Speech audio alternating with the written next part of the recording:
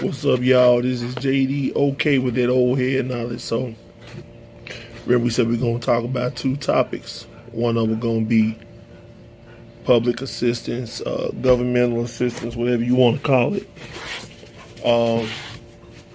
If you don't know, the federal government is cutting Medicaid and government assistance, which means stamps, SNAP, whatever you want to call it, by $1 trillion. Just recently, they put into effect that you can't buy junk food. No sugary drinks, no junk food with your food stamps anymore.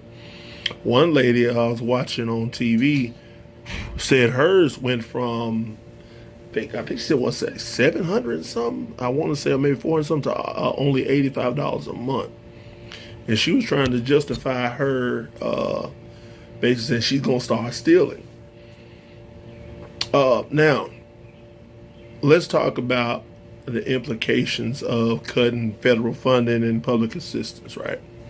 Who does that hurt? Because I sat and thought about it, and I ain't gonna lie, I was like, okay, I'm for that. Okay, yeah, let's cut some of the assistance off and make these folks stop being dependent on the federal government. And I'm gonna do a part two to this because I got some other things to say about how this all started and kind of the origin story, but not really the origin story, but just the implications of federal government assistance. But anyway, here's how it's going to hurt.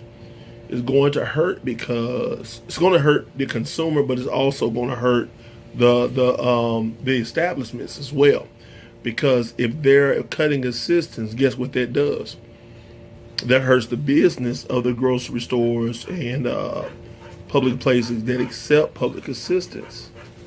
So not only are you taking from the people who are receiving the benefits, but you're also taking away from the establishments and the businesses that are benefiting from it.